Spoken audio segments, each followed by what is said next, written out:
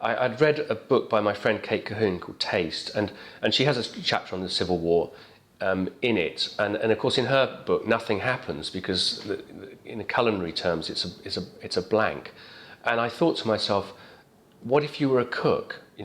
What if you'd trained, you'd done this arduous training, come up through the kitchens, worked for all these years, and then suddenly the world for which you had trained and which you were suited was swept away as it was. The Civil War came as an unexpected event to almost everyone who took part in it, and that really gave me the story of the book.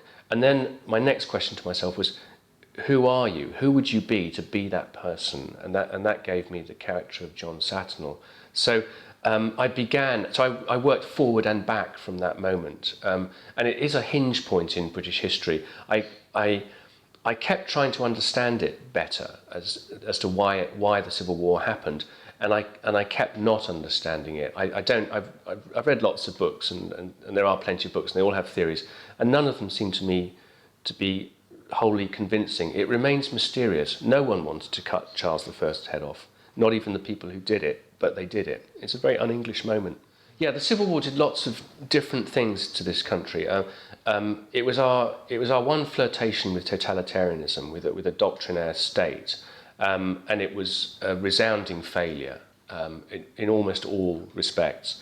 But for me, the real problem, the real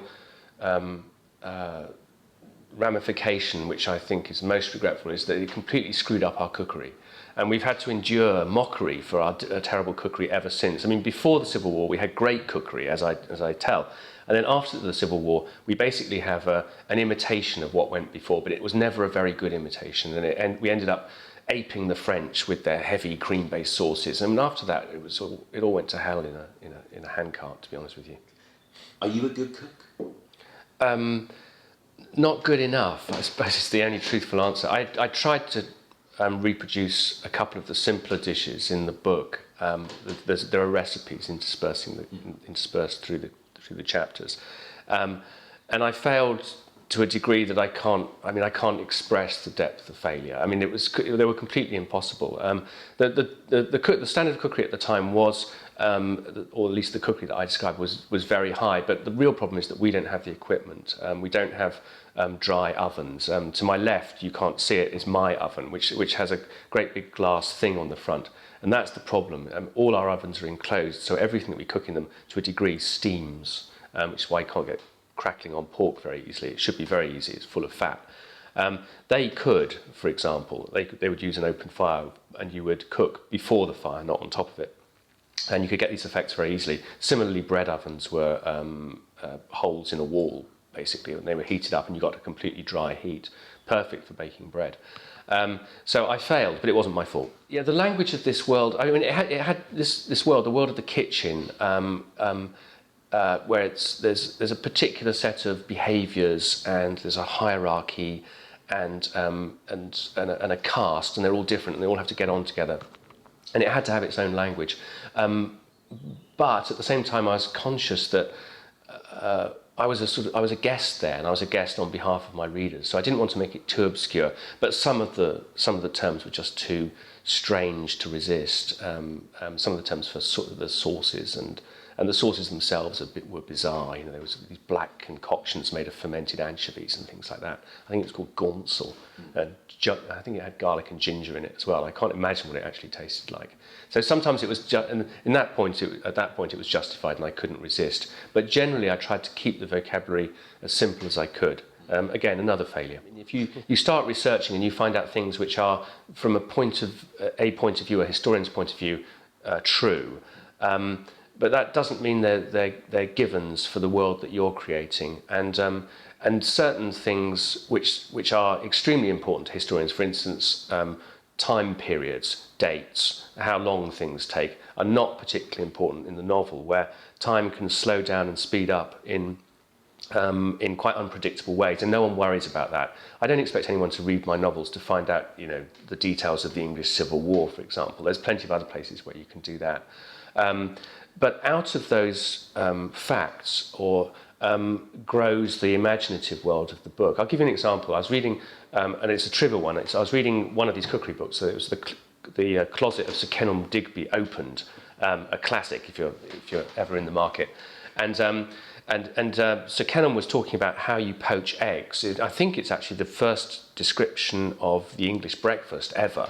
It was probably written in the 1620s, and he starts off with collops of bacon. You fry those, and then he said, "Now, and these go well with poached eggs," says Sir Kenelm. And this is how you poach eggs: you put a pan of water on to simmer, then you slip the eggs in very gently, and you leave them for about the time it takes to say an Ave Maria slowly.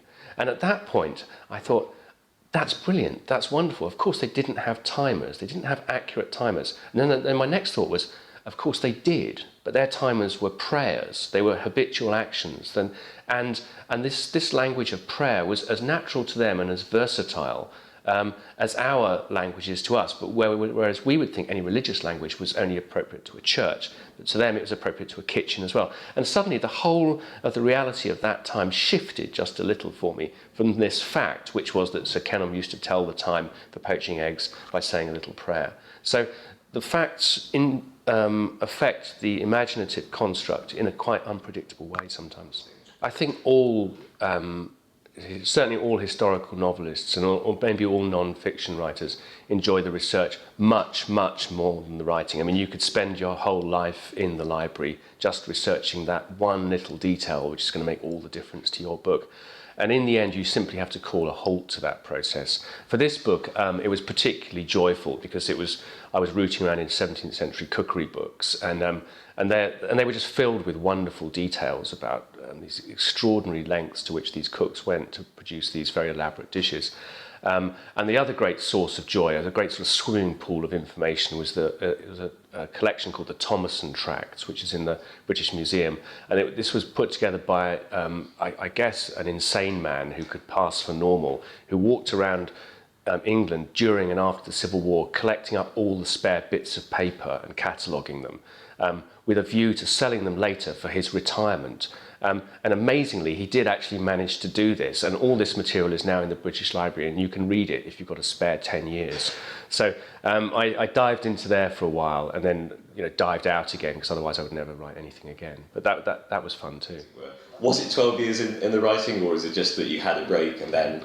No, I don't think any book is actually 12 years in the writing. I think if a book does take that long, it's because it's gone wrong. I mean, Finnegan's Wake didn't take 12 years, so I'm not going to claim that for myself. I had a book which I was working on after, In the Shape of a Boar, which is a huge sort of multi-level sort of tome, and to cut a very long story short, I worked on that for 8 years before deciding that I couldn't continue with it any longer, and in fact the book had failed, and I dropped it, which was a life-changing experience at the time. And alongside that, there's the little matter of having 2 children as well. That's taken up a few years. So there was 8 years of that, and then there's been 4 years of this since, which leaves 4 years for this book, and that seems to me like a reasonable amount of time for a book. What other historical fiction writers do you read, if you do? I mean, are we talking along the lines of the Hilary Mantels who... I mean, what... It's not a genre that I read all that much, and I'm sort of hamstrung by what I do, in that if historical writers write in an idiom which is distant from mine, it's an idiom which doesn't draw me particularly, and if it's close to mine, it's one which I avoid, simply because I'm working in that field, and I don't want to be pulled off. I don't want to be pulled off course by it. So I haven't actually read Hilary Mantel's books yet, although I'm looking forward to them. I mean, they sound great, but I consciously didn't read them just in case they came up with some brilliant way of doing exactly what I wanted to do, and then I would have done it Hilary's way instead of my way. So I wonder, I mean, do you... Because I saw parallels really with something like Mervyn Peake. I remember reading those books for the first time when I was, I suppose, 17 or 18, and I was blown away by them. I just thought, is it really okay to do this? Is it okay to write like this? I remember thinking in that way, and I had no idea then that I wanted to be a writer. I didn't want to be a writer, so it wasn't that I suddenly saw the way forward. I was just excited that you could do something so strange, and it could actually be published. It could be read by someone years later. I mean, he's a wonderful writer. Yeah, that sort of work was much more influential than anything else. And I'd put in the same category people like Jules Verne and Dumas, and I mean very quite popular people. But I always sort of gravitated towards them.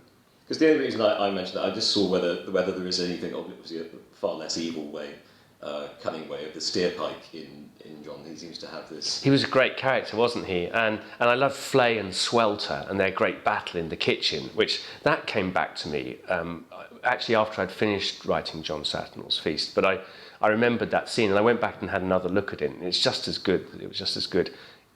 Is it 30 years later? It might well be that long. 20, let's say. So yeah, I think